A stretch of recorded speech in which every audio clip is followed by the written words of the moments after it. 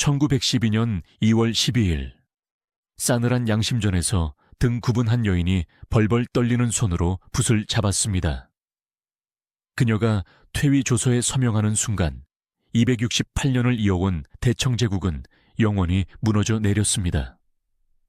그녀는 나라를 망친 요부도 권력을 휘두른 서태후도 아니었습니다. 자금성 역사상 가장 초라하고 불행했던 여인 육류태후입니다. 그녀의 인생은 철저한 비극이었습니다. 못생긴 외모 때문에 첫날 밤 남편 광서제에게 버림받았고 평생을 고모인 서태후의 꼭두각시로 살아야 했습니다. 그런데 역사는 잔인하게도 아무 힘도 없는 그녀에게 망국의 죄인이라는 가장 무거운 짐을 떠넘겼습니다. 평생 사랑받지 못하고 이용만 당하다가 결국 조상들에게 죄스러워 1년 만에 우라병으로 생을 마감한 여인.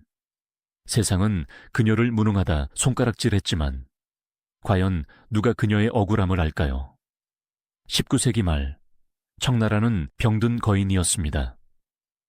서구 열강들은 아편과 대포를 앞세워 대륙을 유린했고 내부에서는 태평천국의 난이 휩쓸고 지나간 상처가 아물지 않았습니다. 이 위태로운 제국을 지탱하고 있는 것은 황제가 아니었습니다. 수렴청정이라는 명분 아래 권력을 휘두르고 있던 철의 여인 서태후였습니다. 서태후에게 권력은 곧 생명이었습니다. 자신의 친아들인 동치제가 요절하자 그녀는 권력을 놓지 않기 위해 불과 사살이었던 조카 제첨을 황제로 옹립했습니다. 어린 황제는 그녀의 손바닥 안에서 자랐습니다. 하지만 아이는 자라나 어른이 되고 어른이 되면 자신만의 생각을 갖게 되는 법입니다. 광서제가 성인이 되어갈수록 서태후의 불안감은 커져만 갔습니다. 황제가 친정을 하게 되면 내 권력은 어떻게 되는가? 황제 곁에 똑똑하고 야심만만한 황후가 들어와 나를 몰아내려 하면 어쩌지? 서태후는 잠 못 이루는 밤을 보냈습니다. 그리고 그녀는 아주 고전적이고도 잔인한 해결책을 떠올립니다. 바로 혈연으로 황제를 옭아매는 것이었습니다. 자신의 친정 조카딸을 황후로 앉힌다면 그 아이는 황제의 아내이기 전에 나의 조카이므로 황제의 침실에서 일어나는 모든 일을 내게 보고할 가장 완벽한 스파이가 될 것이라 확신했습니다. 이 잔혹한 정치적 계산 속에서 지목된 희생양, 그녀가 바로 여평나랍 정분, 훗날의 룽위 황후였습니다. 정분은 서태후의 남동생인 여평나랍 계상의 딸이었습니다. 명문가에서 태어났지만 그녀는 당시의 미적 기준은 물론이고 일반적인 기준으로 보아도 결코 미인이라 할 수 없었습니다. 사료는 잔인하리만치 솔직하게 그녀의 외모를 기록하고 있습니다. 그녀는 키가 컸으나 등이 구부정하여 마치 곱추 같았고 얼굴은 말처럼 길었으며 치아는 밖으로 튀어나와 입을 다물어도 이가 보였다. 피부에는 핏기가 없어 마치 병자 같았다. 성격 또한 서태후와 정반대였습니다. 그녀는 조용했고 소심했으며 나서기를 싫어했습니다.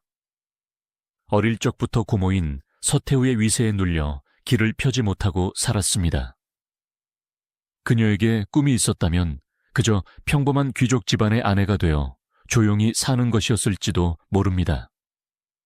하지만 여평나랍이라는 성씨는 그녀를 평범하게 살도록 내버려 두지 않았습니다.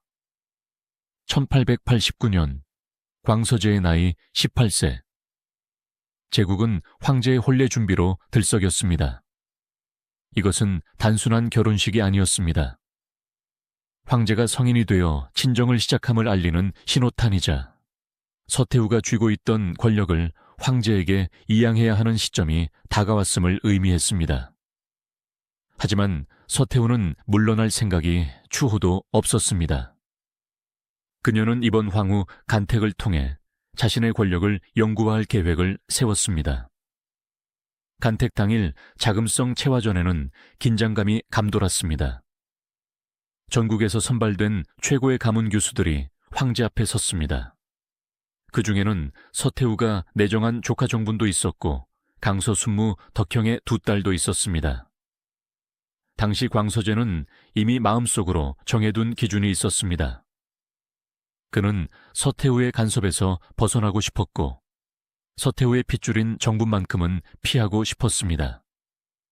황제의 눈은 아름답고 총명해 보이는 덕형의 딸들에게 머물렀습니다. 이때의 상황을 묘사한 야사와 기록들은 한편의 숨막히는 심리 드라마를 보여줍니다.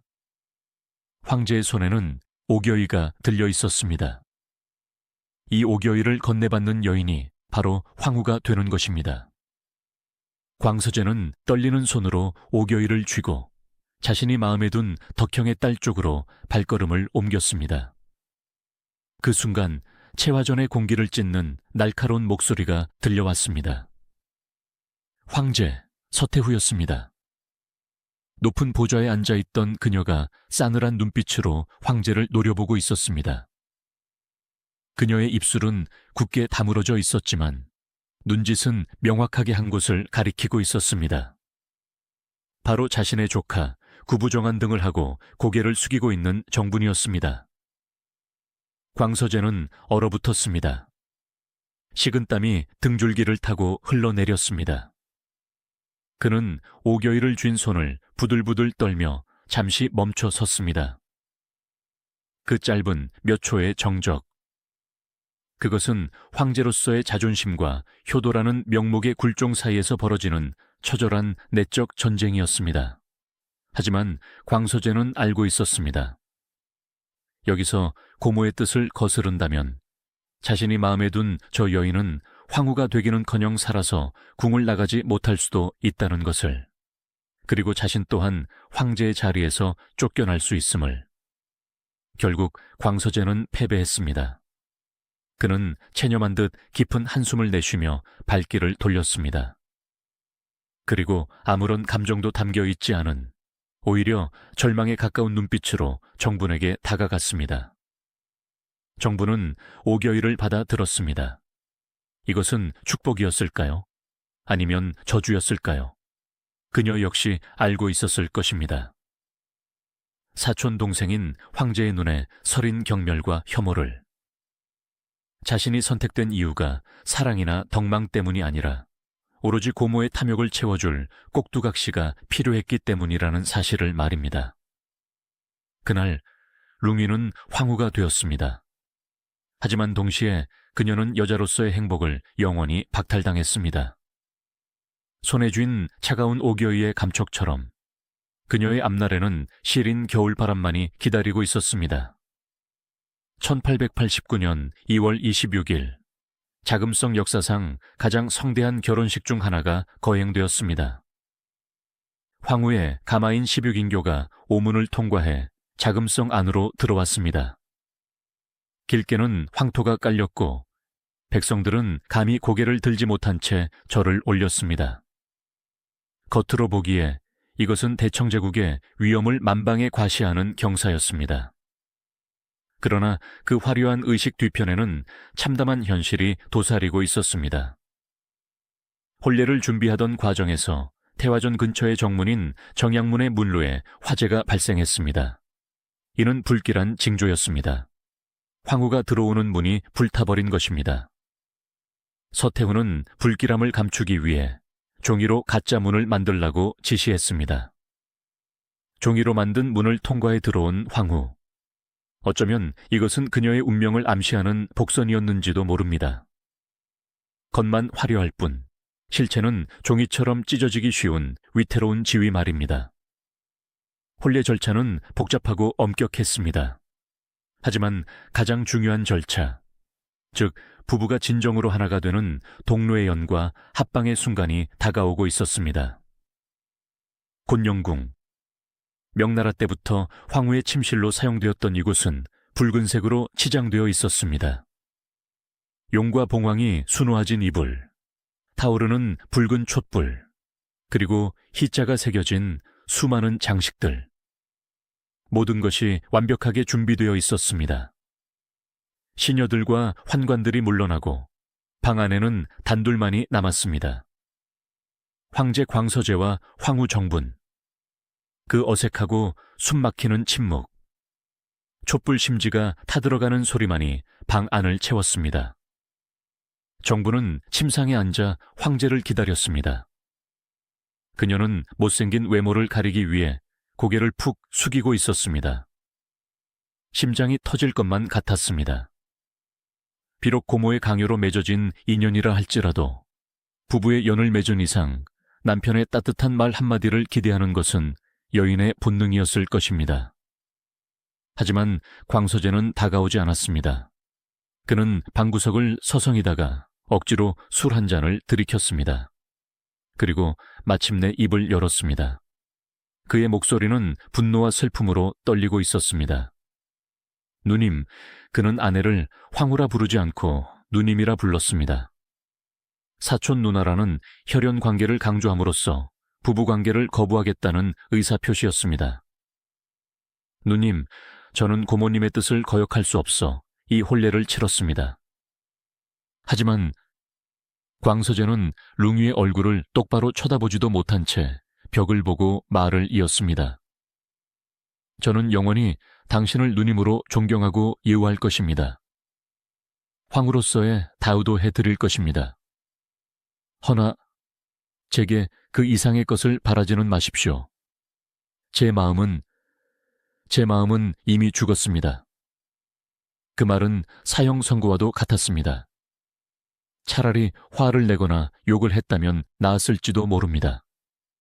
하지만 광서제의 태도는 너무나 정중했고 그래서 더 비참했습니다. 존경하겠다는 말은 곧 여자로 보지 않겠다는 뜻이었고 유하겠다는 말은 허수아비로 세워두겠다는 뜻이었습니다. 그날 밤 광서제는 옷도 벗지 않은 채 침상 구석에 웅크리고 잠이 들었습니다. 어떤 기록에는 그가 밤새 흐느껴 울었다고도 전합니다. 룽위 황후는 그 옆에서 뜬 눈으로 밤을 지새웠습니다. 붉은 촛농이 눈물처럼 흘러내려 굳어갈 때까지 그녀는 숨소리조차 크게 낼 수 없었습니다. 신혼 첫날 밤, 그녀는 철저하게 혼자가 되었습니다. 이것이 비극의 시작이었습니다. 서태후가 짠 완벽한 각본 속에서 두 주인공은 각자의 지옥에 갇혀버렸습니다. 광서제는 원치 않는 결혼으로 인한 몸열감의 치를 떨었고 룽위는 죄 없는 죄인이 되어 남편의 등만 바라봐야 했습니다. 하지만 그녀를 기다리고 있는 시련은 이것이 끝이 아니었습니다. 황제의 사랑을 독차지하게 될 강력한 라이벌, 그리고 서태후와 황제 사이에서 벌어질 피 튀기는 권력투쟁. 그 폭풍의 눈 한가운데로 그녀는 걸어 들어가고 있었습니다. 자금성의 밤은 깊어만 가고 소박맞은 황후의 처소에는 정막만이 감돌았습니다. 과연 그녀는 이 숨막히는 궁궐에서 살아남을 수 있을까요? 자금성에는 두 개의 계절이 공존하고 있었습니다. 동쪽 곤영궁, 룽위 황후의 처소에는 영원히 녹지 않는 한겨울의 서리가 내려앉아 있었고 서쪽 경인궁, 젊은 후궁들이 머무는 곳에는 따스한 봄볕이 내리쬐고 있었습니다. 황제 광서제의 발길은 언제나 서쪽을 향했습니다. 그곳에는 룽위 황후가 평생토록 가지고 싶었으나 가질 수 없었던 모든 것을 지닌 여인 타타라 씨, 바로 진비가 있었기 때문입니다. 그녀의 등장은 룽위에게 단순한 질투를 넘어선 생존의 위협이었습니다. 사랑받지 못한 여인의 가슴 속에 독버섯 같은 증오가 자라나기 시작한 것도 바로 이때부터였습니다. 진비는 룽위와는 정반대의 여인이었습니다. 그녀는 룽위보다 8살이나 어렸고 생기발랄했으며 무엇보다 아름다웠습니다. 하지만 광서제가 그녀에게 빠져든 결정적인 이유는 외모가 아니었습니다. 바로 대화가 통했기 때문입니다. 룽위 황후는 서태후의 보수적인 교육을 받아 여자는 덕이 있어야 하고 조신해야 한다는 구시대적인 사고방식에 갇혀 있었습니다. 황제가 개혁을 이야기하면 룽위는 고모님의 뜻을 거스르면 안 됩니다 라며 겁부터 먹었습니다. 황제에게 룽이는 대화 상대가 아닌 벽이었습니다. 반면 진비는 달랐습니다. 그녀는 어린 시절 광저우에서 자라 서양 문물을 일찍 접했습니다. 그녀는 사진 찍기를 좋아했고 서양의 기계와 과학에 관심이 많았으며 심지어 황제 앞에서 남장을 하고 장난을 칠 정도로 자유분방했습니다. 광서제에게 진비는 숨막히는 감옥 속의 유일한 창문이었습니다. 그는 진비와 함께 국정을 논했고 서태후 몰래 개혁의 꿈을 꾸었습니다. 두 사람은 단순한 남녀 사이를 넘어 정치적 동지가 되어가고 있었습니다. 이 행복한 풍경을 지켜보는 룽이의 심정은 어땠을까요? 질투. 그것은 붉은 뱀처럼 그녀의 심장을 휘감았습니다. 하지만 그것은 단순한 연적에 대한 질투만이 아니었습니다. 나도 황후다. 나도 명문가의 딸이다. 그런데 왜 황제는 저 천방지축인 계집에게만 웃어주는가? 그녀의 자존심은 짓밟혔습니다. 매일 밤 독수공방하며 그녀는 거울 속에 비친 자신의 모습을 보며 절망했을 것입니다. 튀어나온 앞니, 구부정한 등, 칙칙한 피부. 그녀는 자신이 진비보다 못하다는 사실을 뼈저리게 인정해야만 했습니다. 그리고 그 열등감은 곧 무서운 분노로 변했습니다. 내가 가질 수 없다면 부셔버리겠다. 사랑받지 못한 황후는 이제 황후라는 권력을 이용해 복수의 칼날을 갈기 시작합니다. 광서제가 진비에게 빠져 국정을 소홀히 한다는 소문이 돌기 시작하자 룽이는 자신의 임무를 수행하기로 마음먹습니다. 서태후가 그녀를 황후로 앉힌 진짜 이유, 바로 스파이 노릇을 자처한 것입니다. 룽이는 수시로 서태후를 찾아가 읍소했습니다. 하지만 그녀의 보고는 사실에 기반한 정보라기보다는 질투심에 왜곡된 모함에 가까웠습니다. 고모님, 진비가 요사스러운 서양 물건으로 황제의 혼을 빼놓고 있습니다. 진비가 황제에게 남장을 시키고 권례를 돌아다니며 법도를 어지럽히고 있습니다. 진비가 황제를 부추겨 고모님의 수렴 청정을 거두게 하려 합니다. 서태후는 처음에는 어린 황제의 불장난이라 여기며 대수롭지 않게 넘겼습니다. 하지만 정치적 야심이라는 단어가 나오자 서태후의 눈빛이 변했습니다. 룽이는 정확히 서태후의 영린을 건드린 것입니다. 룽이에게 이 고자질은 일종의 생존 본능이었습니다. 남편에게 사랑받지 못하는 그녀가 궁궐에서 살아남을 수 있는 유일한 방법은 최고 권력자인 고모에게 인정받는 것뿐이었으니까요. 그녀는 남편을 팔아 자신의 자리를 지키려 했습니다. 참으로 슬프고도 비열한 생존 방식이었습니다. 갈등은 결국 폭발했습니다. 룽이는 황후의 권위를 이용해 진비를 괴롭히기 시작했습니다. 사소한 예법 실수를 트집 잡아 진비에게 벌을 주었습니다. 어느 날 룽이는 진비를 불러 세웠습니다. 네가 황제의 총애를 믿고 위아래도 모르고 날뛰는구나. 짝, 날카로운 파열음과 함께 룽이의 손이 진비의 뺨을 올려붙였습니다. 진비의 고운 얼굴에 붉은 손자국이 남았습니다. 이것은 단순한 체벌이 아니었습니다. 그동안 쌓이고 쌓였던 룽이의 울분과 열등감이 폭발한 순간이었습니다. 하지만 진비도 만만치 않았습니다. 그녀는 룽이에게 대들었습니다. 황후마마, 제가 황제의 사랑을 받는 것이 죄입니까? 황후께서 덕이 부족하여 황제의 마음을 얻지 못한 것을 왜 제 탓으로 돌리십니까? 이 말은 룽이의 가슴에 비수를 꽂았습니다. 감히 후궁 따위가 황후의 치부를 건드린 것입니다. 룽이는 부들부들 떨며 서태후에게 달려갔습니다. 때마침 진비가 큰 실수를 저지릅니다. 궁궐 내의 씀씀이가 커지자 진비가 부족한 재정을 메우기 위해 황제 몰래 관직을 팔았다는 사실이 드러난 것입니다. 룽이는 이 기회를 놓치지 않았습니다. 그녀는 서태후 옆에서 불난집에 부채질을 했습니다. 고모님, 보십시오. 저 아이가 이제는 국정까지 농단하려 합니다. 그냥 두면 나라를 말아먹을 것입니다. 서태후는 대노했습니다. 1894년 서태후는 진비와 그녀의 언니인 금비를 귀인으로 강등시키고 그녀들의 옷을 벗겨 매질을 하는 장형을 내렸습니다. 황제의 여자가 매를 맞는 것은 전례 없는 치욕이었습니다. 룽위는 승리감을 느꼈을까요? 라이벌이 피를 흘리며 쓰러지는 모습을 보며 그녀는 잠시나마 자신이 황후임을 실감했을지도 모릅니다. 하지만 그 승리는 공허했습니다. 진비가 매를 맞을수록 광서제의 룽위를 향한 증오심은 더욱 깊어졌기 때문입니다. 광서제는 룽위를 보며 생각했습니다. 너는 여자가 아니다. 너는 독사다. 남편의 눈빛은 이제 차가움을 넘어 살기를 띠기 시작했습니다.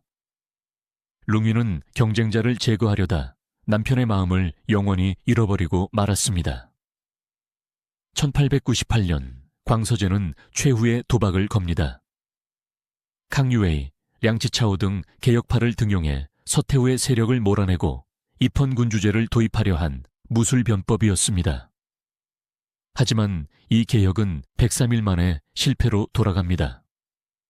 서태후는 위안스카이유의 밀고로 모든 사실을 알게 되었고 즉시 쿠데타를 일으켰습니다. 광서제는 영대라는 작은 섬에 유폐되었습니다. 그는 황제가 아니라 죄인이었습니다. 진비 또한 북삼소라는 냉궁에 갇혔습니다. 그곳은 창문도 제대로 없는 창고 같은 곳이었습니다. 이때 룽위는 무엇을 하고 있었을까요? 그녀는 여전히 서태후의 옆에 서 있었습니다. 남편이 감금당하고 남편의 꿈이 짓밟히는 순간에도 그녀는 침묵했습니다. 아니, 어쩌면 그녀는 내심 안도했을지도 모릅니다.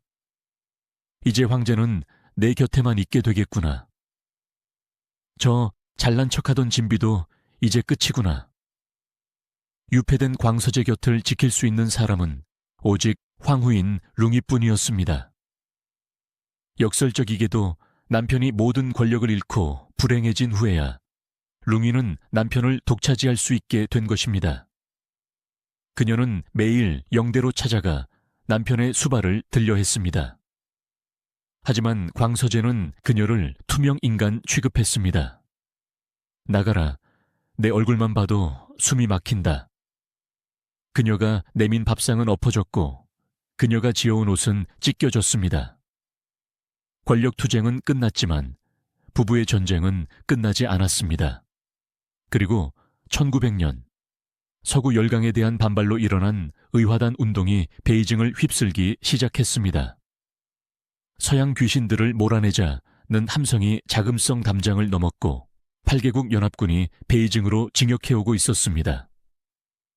제국의 종말을 알리는 포성소리와 함께 룽위 황후의 인생에서 가장 끔찍하고도 잊을 수 없는 사건이 다가오고 있었습니다.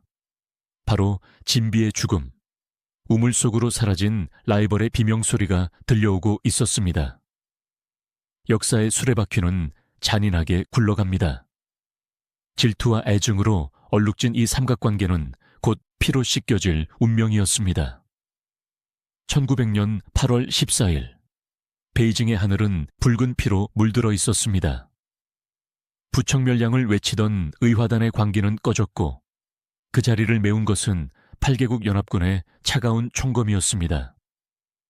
자금성의 육중한 성문이 대포 소리에 흔들릴 때마다 200년 제국의 위엄도 함께 무너져 내렸습니다. 황궁은 공포의 도가니였습니다. 환관과 궁녀들은 살 길을 찾아 도망쳤고 보물들은 바닥에 나뒹굴었습니다. 이 아비규환 속에서 서태후는 평생 길러온 긴 손톱을 깎으며 차가운 결단을 내립니다. 그리고 그 결단은 룽위 황후의 눈앞에서 가장 끔찍한 비극으로 실현됩니다.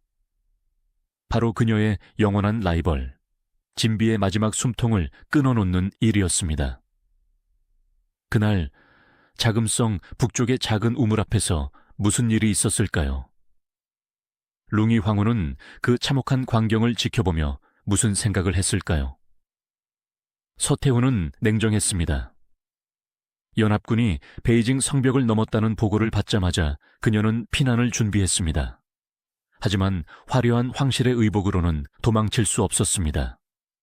그녀는 자신과 황제, 그리고 황후에게 평민들이 입는 푸른 무명옷으로 갈아입을 것을 명했습니다. 머리를 빗어라. 따은 머리는 안 된다. 평민 여인처럼 쪽을 져라. 룽이 황후는 고모의 명령에 따라 거친 무명천을 몸에 둘렀습니다.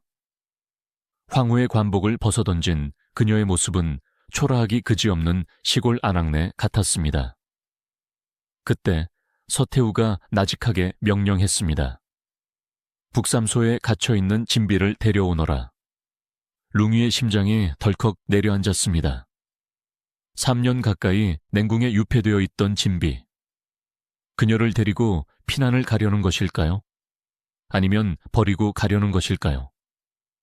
룽이는 불안한 눈빛으로 서태후를 따라 나섰습니다. 진비가 끌려왔습니다. 오랫동안 갇혀 있어 얼굴은 창백했고 몸은 야위었지만 그녀는 여전히 황제를 찾았습니다. 황제 폐하, 폐하는 어디 계십니까? 폐하와 함께 가게 해주십시오. 서태후는 차갑게 진비를 내려다보며 말했습니다. 우리는 지금 피난을 떠난다. 하지만 너는 데려갈 수 없다. 진비가 애원했습니다. 저도 데려가 주십시오. 짐이 되지 않겠습니다. 서태후의 입에서 서리빨 같은 말이 떨어졌습니다. 너는 젊고 예쁘다. 길에서 서양 오랑캐들을 만나 욕을 당하면 황실의 조상들을 무슨 면목으로 뵙겠느냐. 그러니 너는 여기서 죽어라. 그것이 황실의 채통을 지키는 길이다.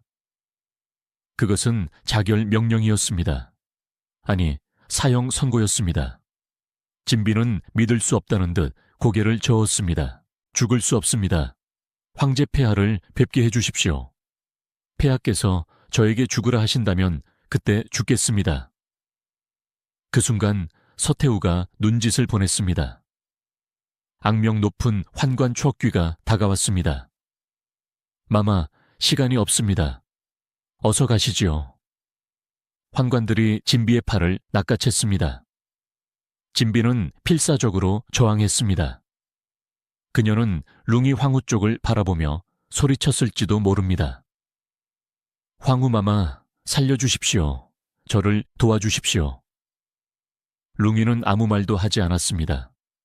그녀는 나설 용기도 없었고 나서고 싶은 마음도 없었을 것입니다.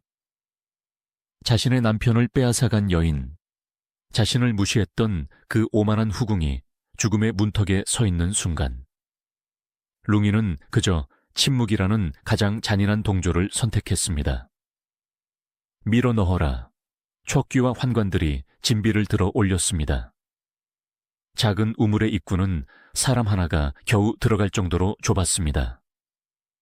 놔라, 이거 놔라, 황제 폐하, 첨벙. 물소리는 크지 않았습니다.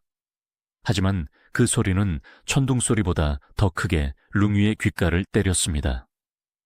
우물 아래서 비명소리가 몇 번 울리는가 싶더니 이내 잠잠해졌습니다. 환관들은 서둘러 큰 돌을 가져와 우물 입구를 막았습니다. 그렇게 광서제가 가장 사랑했던 여인, 자금성의 유일한 봄빛이었던 진비는 차가운 우물 속에서 24살의 짧은 생을 마감했습니다. 룽이 황후는 떨리는 다리를 겨우 지탱하며 그 자리에 서 있었습니다. 라이벌이 사라졌습니다. 이제 황제는 온전히 그녀의 차지가 될 것입니다. 하지만 이것이 진정한 승리였을까요? 그녀는 몰랐습니다.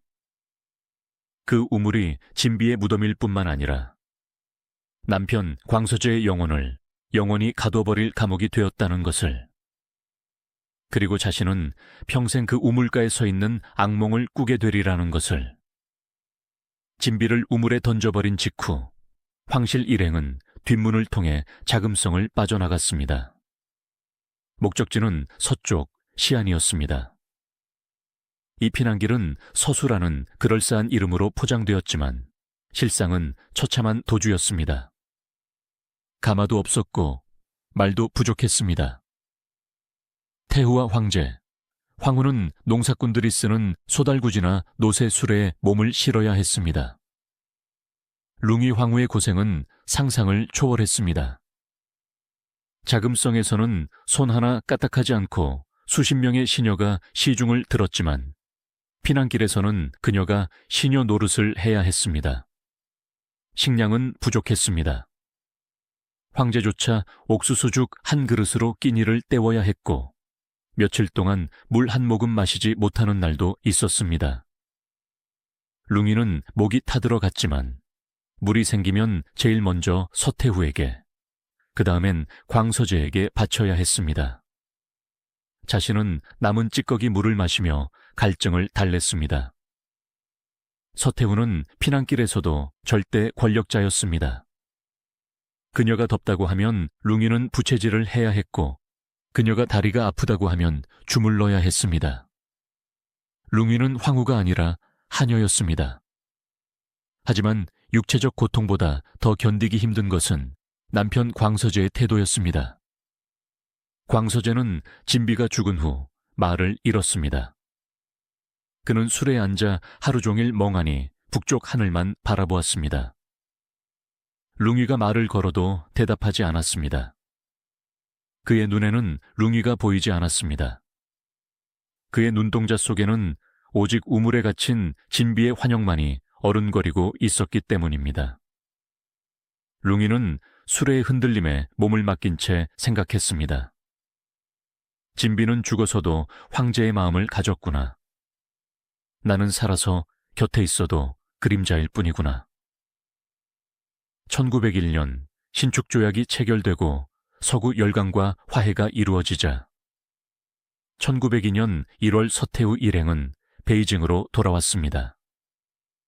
자금성은 여전했지만 많은 것이 변해 있었습니다. 보물들은 약탈당했고 건물들은 낡았습니다. 가장 먼저 해야 할 일 중 하나는 진비의 시신을 수습하는 것이었습니다. 서태후는 자신의 죄를 덮기 위해 내가 그때 정신이 없어서 그런 일이 일어났다며 진비를 황기비로 추서하고 성대하게 장례를 치러주라고 명했습니다. 위선적인 행동이었습니다. 우물에 돌이 치워지고 1년 반 동안 차가운 물속에 잠겨있던 진비의 시신이 건져 올려졌습니다. 형체를 알아볼 수 없을 정도로 부패한 시신. 그 참혹한 모습을 본 광서제는 그 자리에서 기절하고 말았습니다. 룽이 황후도 그 자리에 있었습니다. 썩어가는 시신에서 나는 악취, 그리고 오열하는 남편. 그날 이후 룽이는 밤마다 악몽에 시달렸습니다. 물에 젖은 진비가 자신의 침소로 찾아와 황후마마, 춥습니다 라고 속삭이는 꿈. 진비의 시신은 수습되었지만 그녀의 원혼은 자금성을 떠나지 않았습니다. 그리고 룽이는 그 원혼과 함께 살아야 했습니다. 남편 광서제는 진비가 쓰던 물건들을 모아놓고 밤새도록 그것들을 어루만지며 울었습니다. 룽이의 방은 더욱 춥고 더욱 깊은 어둠 속으로 잠겨 들었습니다. 라이벌이 죽으면 행복해질 줄 알았습니다. 하지만 죽은 라이벌은 산 황후보다 더 강력했습니다. 진비의 죽음은 룽이에게 승리가 아닌 영원히 씻을 수 없는 트라우마와 죄책감, 그리고 더욱 철저한 고독을 안겨주었습니다. 이제 제국은 마지막을 향해 달려갑니다. 서태후도 늙어가고 광서제도 병들어갑니다. 홀로 남겨질 룽이 태후에게 다가올 마지막 운명은 무엇일까요? 그녀는 무너져가는 청나라의 기둥을 홀로 떠받칠 준비가 되어 있었을까요? 1908년 11월 14일과 15일. 중국 역사상 가장 기이하고도 충격적인 이틀이 밝았습니다. 대청제국을 실질적으로 지배해온 두 명의 거인 광서제와 서태후가 약속이라도 한 듯 연달아 세상을 떠난 것입니다. 그들의 죽음은 단순한 황실의 장례가 아니었습니다. 그것은 260년을 이어온 청나라의 기둥뿌리가 뽑혀나가는 소리였습니다. 그리고 그 폐허 위에 덩그러니 남겨진 한 여인, 룽위. 어제까지는 남편에게 무시당하고 고모에게 조종당하던 그림자 황후였던 그녀가 하루아침에 천하의 주인이 되어버린 것입니다. 하지만 그녀는 알지 못했습니다. 자신에게 주어진 그 화려한 권력이 사실은 독이 든 성배였다는 것을 말입니다. 1908년 11월 14일 저녁 38세의 젊은 황제 광서제는 영대의 차가운 방에서 죽음을 맞이하고 있었습니다. 그는 지난 10년 동안 유폐 생활을 하며 몸과 마음이 병들대로 병들어 있었습니다. 하지만 그의 죽음은 너무나 급작스러웠습니다. 현대 과학자들의 연구 결과 광서제의 머리카락과 유골에서는 치사량의 2000배가 넘는 비소가 검출되었습니다. 누군가 황제를 독살했다는 뜻입니다. 과연 범인은 누구였을까요? 자신이 죽으면 황제가 다시 권력을 잡을까 두려워했던 서태후였을까요? 아니면 위안스카이였을까요? 범인이 누구든 광서제의 마지막 순간은 처참했습니다. 그는 고통 속에서 바닥을 구르며 소리쳤습니다. 나는 죽고 싶지 않다. 아직 할 일이 남았단 말이다. 그 자리에 룽위 황후가 들어왔습니다. 남편의 임종을 지키기 위해서였습니다. 하지만 광서제는 죽어가는 순간에도 룽위를 향해 고개를 돌리지 않았습니다. 그는 허공을 향해 손을 뻗으며 우물 속에 잠든 진비의 이름을 부르다 숨을 거두었다고 전해집니다. 룽위는 남편의 차가운 손을 잡지 못했습니다.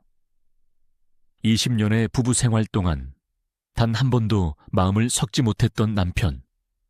그는 죽어서야 비로소 그녀의 감시에서 그리고 고통스러운 삶에서 해방된 것입니다. 룽위는 시신 앞에서 중얼거렸습니다. 이제 편안하십니까? 저를 미워하던 마음도 다 가져가셨습니까? 광서제가 눈을 감은 지 20시간도 채 지나지 않은 다음 날 오후 반세기를 호령했던 철의 여인 서태후의 생명 불꽃도 꺼져가고 있었습니다. 그녀는 자신이 죽을 것을 예감하고 마지막 교지를 내립니다. 광서제에게 후사가 없으니 순친왕의 아들 푸이를 황제로 삼는다.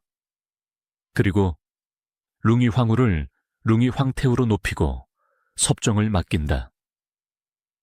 이것이 서태후의 마지막 안배였습니다. 3살짜리 어린아이를 황제로 앉히고 자신의 조카딸인 룽위를 섭정으로 세워 권력을 계속 자신의 가문이 쥐게 하려는 속셈이었습니다. 죽기 직전 서태후는 룽위의 손을 잡고 유언을 남겼습니다. 너는 성격이 유약하여 걱정이구나. 하지만 우리 가문의 영광을 지켜야 한다. 무슨 일이 생기면 순친왕과 상의하되 결정은 네가 내려라. 그 말을 끝으로 대청제국을 쥐락펴락했던 여걸은 숨을 거두었습니다. 룽위는 이제 거대한 폭풍 속에 홀로 남겨졌습니다. 자신을 지켜주던 거대한 우산이 사라진 것입니다. 그녀는 두려움에 떨었습니다. 고모님, 저 혼자 어찌하란 말입니까? 제12대 황제 선통제의 즉위식. 살을 애는 듯한 바람이 자금성을 휘감던 날이었습니다. 낯선 환경과 무거운 공기에 겁을 먹은 어린 푸이는 차가운 용상을 견디지 못하고 울음을 터뜨렸습니다. 의왕, 집에 갈래. 아빠, 나 집에 갈 거야. 엄숙해야 할 즉위식장은 순식간에 아수라장이 되었습니다. 신하들은 당황하여 어쩔 줄 몰랐고 용상 옆에 숨어있던 아버지 제풍은 땀을 뻘뻘 흘리며 무심결에 역사의 저주가 될 한마디를 내뱉고 맙니다. 울지 마라, 울지 마. 곧 끝난다. 금방 끝날 거야. 새 시대가 열리는 날, 끝난다는 말은 제국의 몰락을 알리는 불길한 신호탄과도 같았습니다. 신하들의 얼굴은 사색이 되어 수군거렸습니다. 대청의 명운이 다했다는 뜻인가? 불길하구나. 이 혼란스러운 상황 속에서 룽이태우는 그저 멍하니 앉아 있었습니다. 그녀는 서태후처럼 좌중을 압도할 카리스마도 아이를 달랠 따뜻한 모성애도 없었습니다. 엉망진창이 된 즉위식은 앞으로 그녀가 이끌어갈 청나라의 미래가 얼마나 무기력할지를 보여주는 서막에 불과했습니다. 룽위는 제2의 서태후를 꿈꿨습니다. 그녀는 고모가 했던 것처럼 주렴을 치고 천하를 호령하고 싶어 했습니다. 하지만 그녀에게는 권력자의 필수 조건인 정치적 감각과 지성이 결여되어 있었습니다. 복잡한 정세가 밀려오면 그녀는 순친왕과 상의하라며 책임을 회피하기 바빴습니다. 대신 그녀가 집착한 것은 오직 껍데기뿐인 권위였습니다. 내 밥상에 반찬 가짓수가 서태후 때보다 적다. 늘려라. 환관들이 나를 무시하는 것 같다. 매질을 하라. 나라의 기둥이 썩어 무너지고 있는데 태우는 고작 밥상에 반찬 투정이나 하고 있었던 것입니다. 주인이 약해지면 사냥개가 이빨을 드러내는 법. 권력의 공백을 틈타 야심가들이 움직이기 시작했습니다. 그중 가장 위험한 인물, 위안스카이가 룽이태우의 무능함을 간파하고 어둠 속에서 서서히 발톱을 갈고 있었습니다. 룽이태우는 스스로를 제국의 통치자라 착각했지만 세상은 그녀를 침몰하는 배의 선장이라 불렀습니다. 배에는 이미 구멍이 나 물이 차오르는데 선장은 노를 저을 줄도 구멍을 막을 줄도 몰랐기 때문입니다.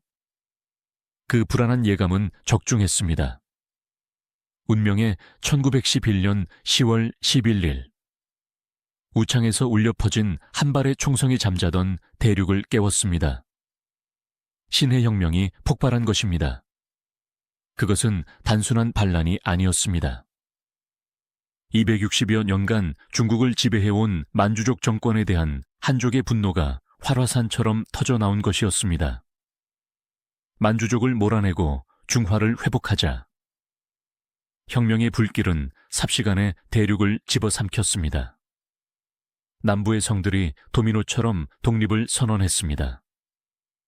자금성의 붉은 담벼락안, 룽이태우의 침소에도 혁명의 함성이 들려오고 있었습니다. 남편도 없고 고모도 없는 지금, 그녀 곁에 남은 것은 무능한 시동생 순친왕과 겁에 질린 6살짜리 황제 푸이뿐이었습니다. 이제 그녀는 선택해야 했습니다. 앉아서 죽을 것인가, 아니면 악마의 손이라도 잡을 것인가. 그녀가 선택한 구원자는 아이러니하게도 남편 광서제를 배신했던 희대의 야심가 위안스카이였습니다. 조정은 패닉 상태였습니다. 청나라의 정예군인 북양군은 혁명군을 진압할 생각은 않고 눈치만 보고 있었습니다. 왜냐하면 그 군대의 진짜 주인은 황제가 아니라 3년 전 파면당해 고향에 내려가 있는 위안스카이였기 때문입니다. 순친왕은 위안스카이를 두려워했습니다. 그는 형을 배신한 위안스카이를 죽이려 했던 인물입니다. 하지만 지금 당장 혁명군이 베이징으로 쳐들어온다는데 어찌합니까? 신하들이 룽이태우에게 읍소했습니다. 태우마마, 위안스카이를 다시 부르지 않으면 나라가 망합니다. 오직 그만이 북양군을 움직일 수 있습니다. 룽이태우는 갈등했습니다. 남편이 죽어가며 저주했던 그 이름을 다시 불러야 한다니. 하지만 그녀에게는 6살 아들을 살려야 한다는 모성애, 아니 생존 본능이 앞섰습니다. 위안스카이를 총리 대신으로 임명하라. 그녀는 떨리는 목소리로 제가했습니다. 그것은 호랑이를 잡기 위해 늑대를 안방으로 불러들이는 치명적인 실수였습니다. 위안스카이는 기다렸다는 듯 베이징으로 돌아왔습니다. 그는 룽이태우 앞에 엎드려 신이 목숨을 바쳐 황실을 지키겠나이다 라고 맹세했습니다. 하지만 그의 속마음은 딴판이었습니다. 그는 혁명군을 적당히 막아내면서 그 공포를 이용해 룽이테우를 협박할 계획이었습니다. 위안스카이는 돌아오자마자 자신의 권력을 강화하기 위해 황제의 친아버지인 순친왕을 압박했습니다. 겁쟁이였던 순친왕은 나는 더 이상 못해 먹겠다며 섭정왕 자리에서 사퇴하고 집으로 도망쳐 버렸습니다. 이제 궁궐에 남은 어른은 룽이테우 단 한 명뿐이었습니다. 친정아버지 계상도 늙고 병들어 도움이 되지 않았습니다. 황족들은 자기 재산을 챙겨 해외로 도망가거나 조계지로 숨기에 바빴습니다. 룽이는 철저히 혼자가 되었습니다. 매일 아침 위안스카이가 들어와 보고를 올렸습니다. 그의 보고는 언제나 공포심을 자극하는 내용뿐이었습니다. 테우마마, 혁명군이 베이징 코앞까지 왔습니다. 프랑스 혁명을 아십니까? 그들은 왕과 왕비의 목을 단두대에서 잘랐습니다. 혁명군이 쳐들어오면 만주족을 몰살시킨다고 합니다. 껍질을 벗겨 죽인다고 합니다. 세상 물정 모르는 룽이테우는 공포에 질려 사시나무 떨듯 떨었습니다. 그녀가 의지할 사람은 역설적이게도 자신을 겁주는 위안스카이뿐이었습니다. 위안대인만이 우리 모자를 살릴 수 있어. 제발 우리를 버리지 마시오. 그녀는 자신의 운명, 아들의 운명, 제국의 운명을 모두 이 노예한 정객의 손아귀에 쥐어주었습니다. 룽이는 위안스카이에게 막대한 금은 보화를 내주며 군자금으로 쓰라고 했지만 그 돈은 고스란히 위안스카이의 주머니와 사병 육성에 들어갔습니다. 1912년 1월 위안스카이가 퇴근길에 폭탄 테러를 당하는 사건이 발생합니다. 위안스카이는 살아남았지만 이 사건은 그에게 좋은 핑계거리가 되었습니다. 그는 병을 핑계로 입궐하지 않았습니다. 그리고 전보를 보내 룽이테우를 더욱 압박했습니다. 혁명당의 기세가 너무 무섭습니다. 신도 죽을 뻔했습니다. 더 이상 무력으로 진압하는 것은 불가능합니다. 이제 남은 길은 공화정을 받아들이는 것뿐입니다. 공화정. 그것은 황제가 없는 나라를 뜻했습니다. 룽이테우는 기절초풍했습니다. 조상님들이 피땀으로 세운 나라를 내 손으로 없애라니. 그녀는 거부했습니다. 절대 안 된다. 황실을 보존하는 조건으로 헌법을 고칠 수는 있어도 퇴위는 절대 안 된다. 하지만 위안스카이는 최후의 카드를 꺼내듭니다. 바로 군사 쿠데타 위협이었습니다.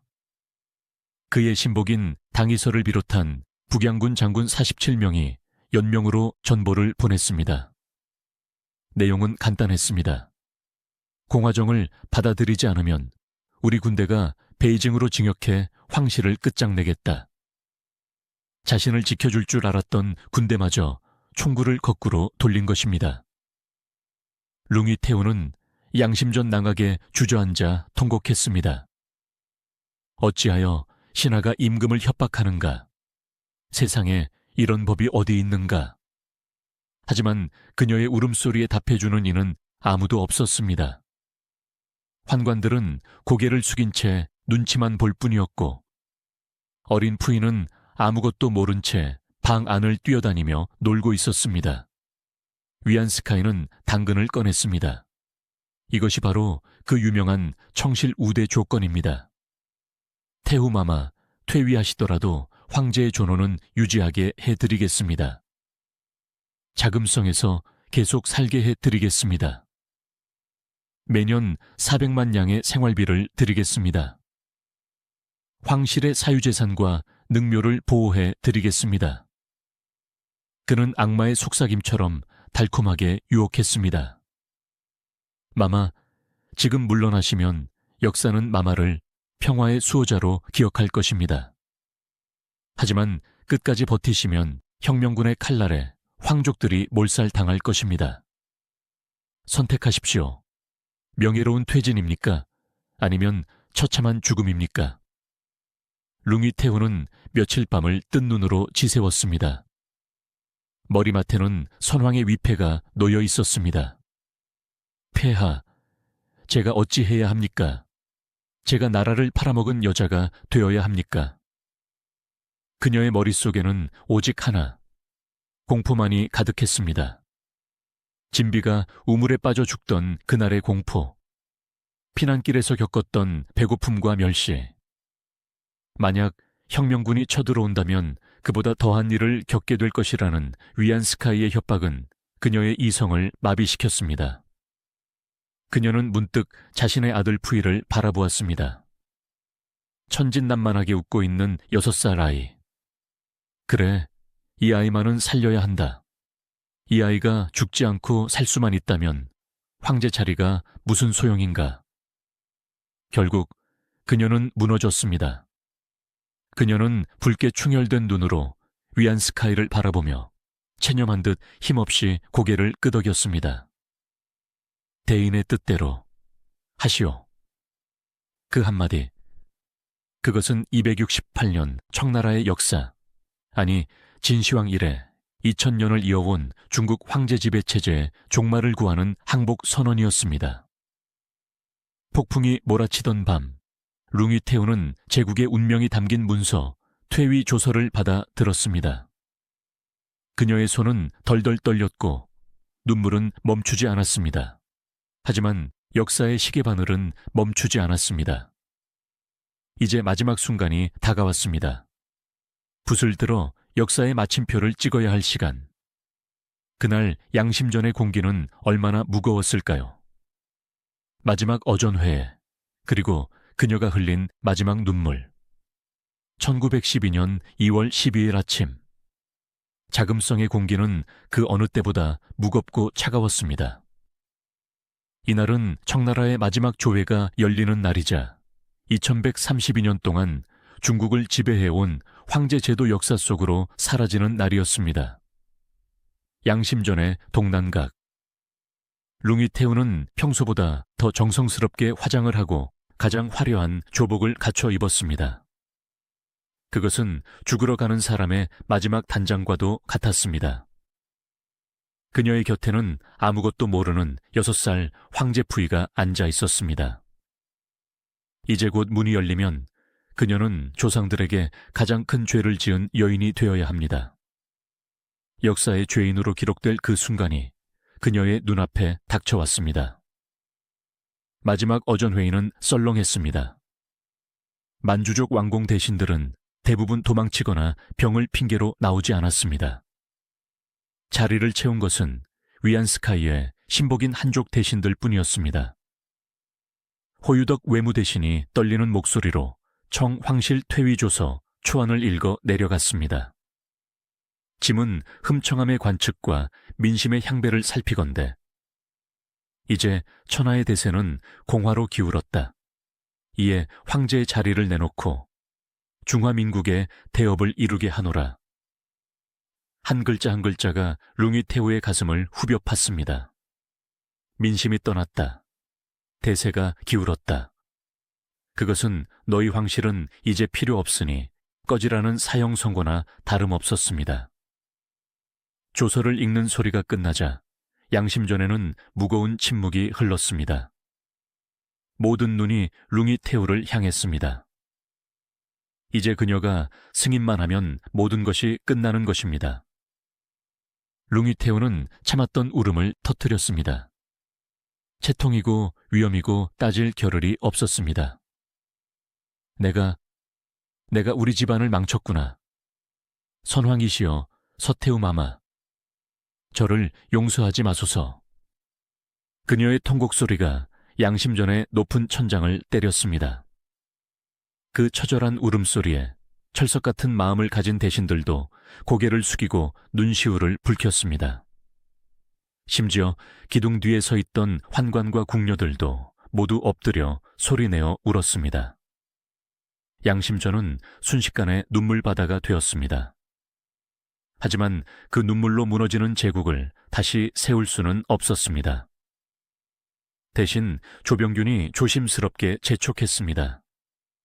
태후마마, 시간이 없습니다.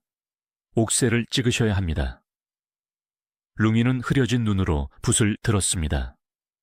손이 너무 심하게 떨려 붓을 잡을 수조차 없었습니다. 옆에 있던 태감이 붓을 잡아주어야 했습니다. 그녀는 퇴위 조서를 멍하니 바라보았습니다. 이 종이 한 장에 누르하치가 만주벌판을 누비며 세운 대청제국의 운명이, 강희제와 걸륭제의 영광이 모두 담겨 사라지는 것입니다. 쿵 옥새가 찍히는 소리. 그것은 268년 청나라 역사에 관 뚜껑이 닫히는 소리였습니다. 1912년 2월 12일 대청제국은 멸망했습니다. 퇴위 조서가 반포되자마자 바깥 세상은 축제 분위기였습니다. 중화민국 만세, 공화국 만세, 폭죽이 터지고 사람들은 변발을 자르며 환호했습니다. 하지만 자금성 안은 죽음처럼 고요했습니다. 청실 우대 조건에 따라 황제와 태우는 자금성 내정에서 계속 거주할 수 있었습니다. 이를 역사에서는 소조정이라 부릅니다. 하지만 이것은 보호가 아니라 유폐였습니다. 혁명정부는 자금성의 앞부분을 접수했고 룽이와 푸이는 뒷부분에 갇힌 신세가 되었습니다. 화려했던 황궁은 이제 거대한 감옥이 되었습니다. 룽이 태후의 처소인 태극전. 그녀는 하루 종일 멍하니 창밖만 바라보았습니다. 어제까지만 해도 천하의 주인이었으나 오늘부터는 청나라 폐주의 보호자일 뿐이었습니다. 환관들이 수군거렸습니다. 태후마마께서 식사를 전폐하셨다더라. 밤마다 내가 죄인이다, 내가 죄인이다 하며 벽에 머리를 찍으신단다. 소조정의 삶은 비참했습니다. 공화국 정부는 약속했던 연금 400만 냥을 제대로 지급하지 않았습니다. 재정은 바닥이 났습니다. 환관과 궁녀들은 월급이 밀리자 궁궐의 물건을 훔쳐 내다 팔기 시작했습니다. 어느 날 룽이 태우는 자신의 생일을 맞아 신하들에게 하사품을 주려 했으나 창고가 비어있다는 보고를 받습니다. 그녀는 씁쓸하게 웃으며 자신의 머리 장식과 팔찌를 빼서 주었습니다. 가져가라. 이것이 내 마지막 재산이다. 그녀는 검소하게 살았습니다. 화려했던 서태후 시절의 사치는 꿈도 꿀 수 없었습니다.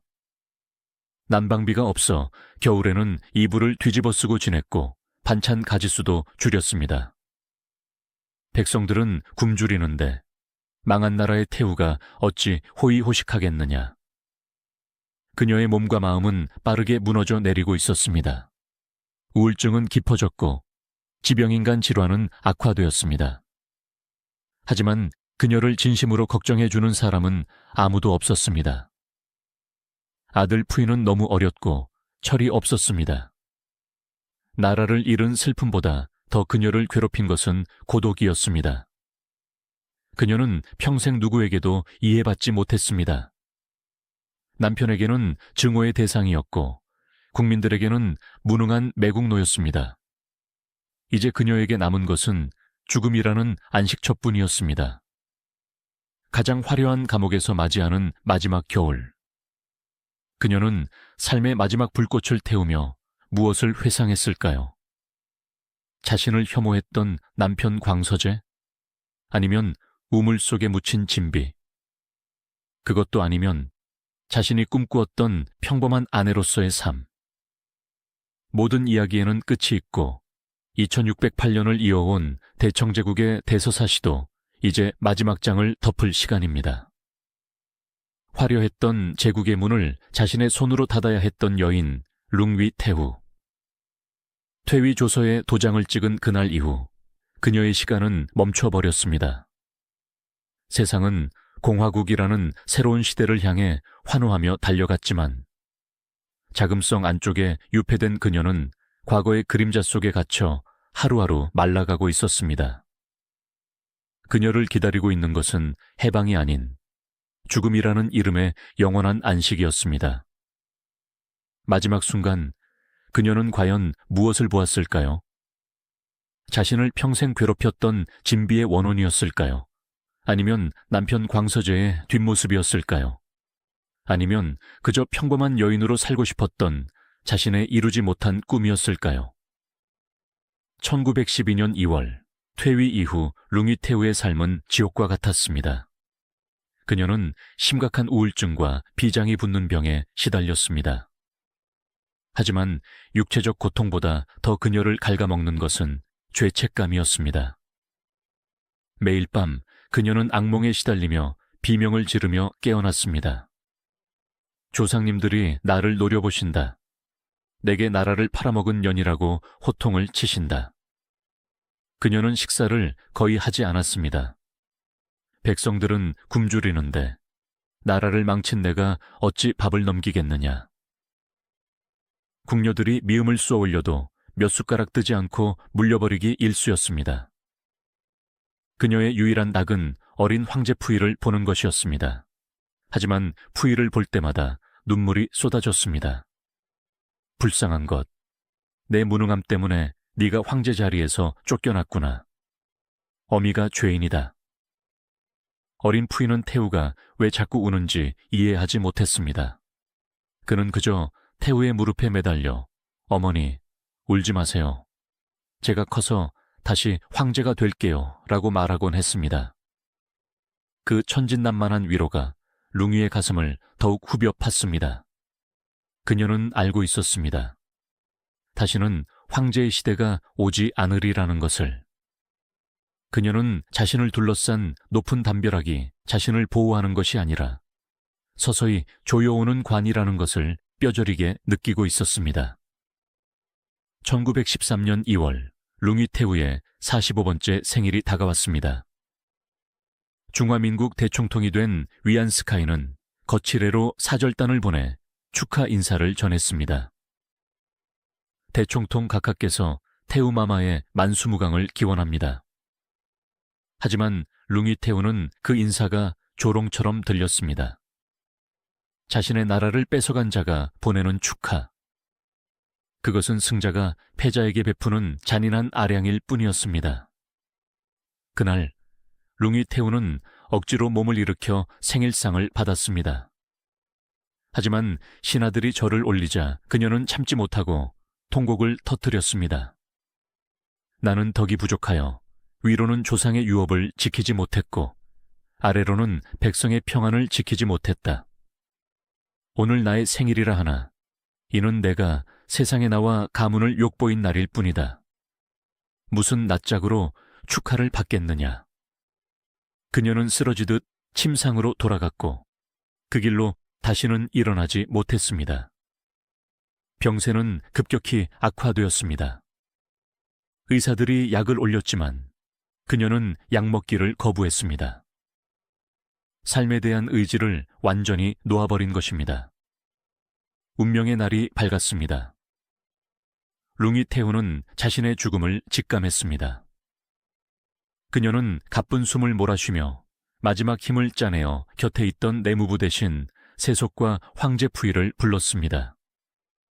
그녀의 시선은 오직 어린 푸이에게 고정되어 있었습니다.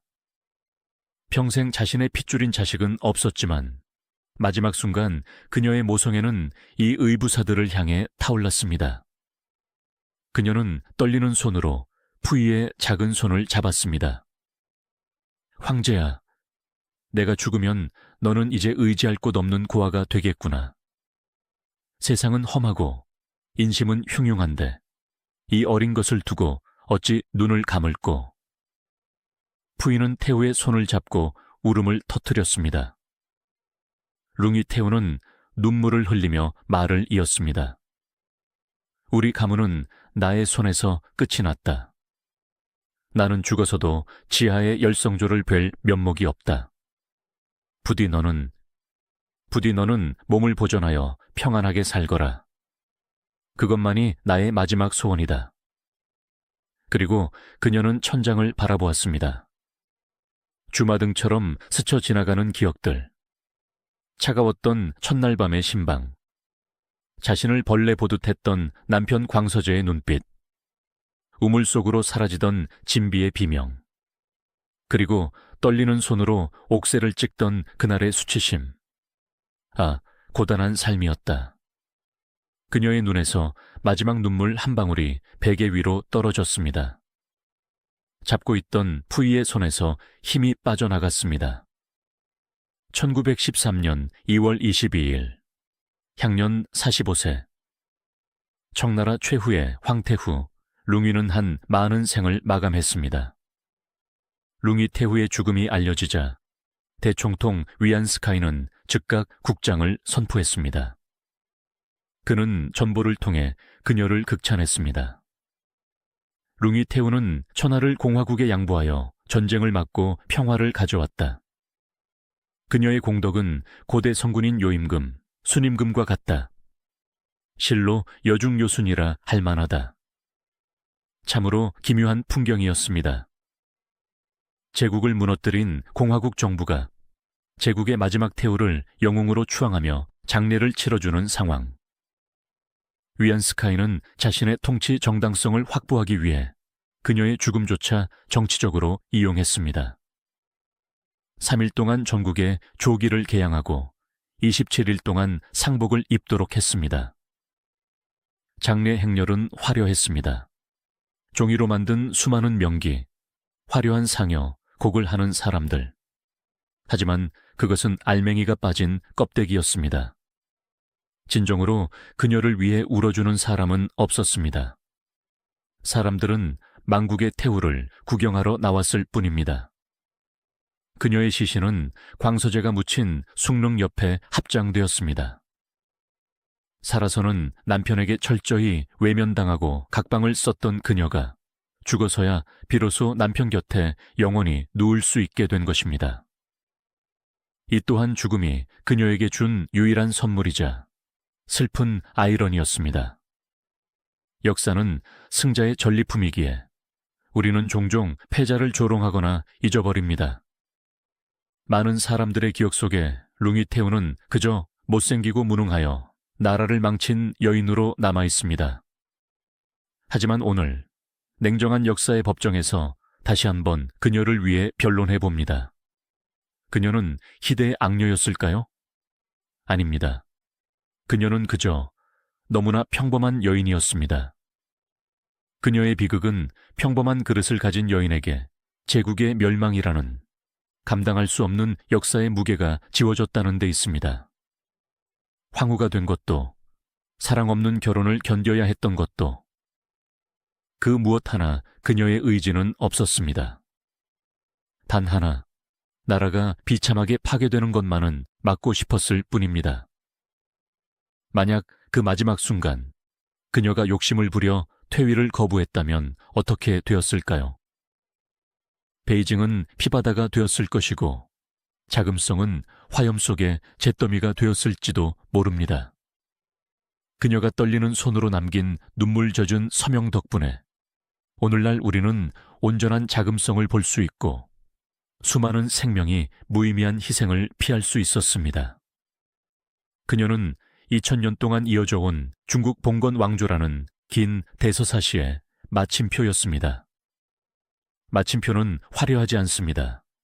작고 고요합니다. 하지만 마침표가 찍혀야 비로소 문장이 완성되고 새로운 역사의 문단이 시작될 수 있는 법입니다. 여평나랍 정분. 평생 누구에게도 온전히 사랑받지 못했던 여인. 가장 높은 곳에 있었지만 가장 사무치게 외로웠던 여인. 이제는 역사의 뒤양일에서 남편 광서제와 함께 그리고 어쩌면 연적이었던 진비와도 화해하고 편안히 잠들었기를 소망합니다.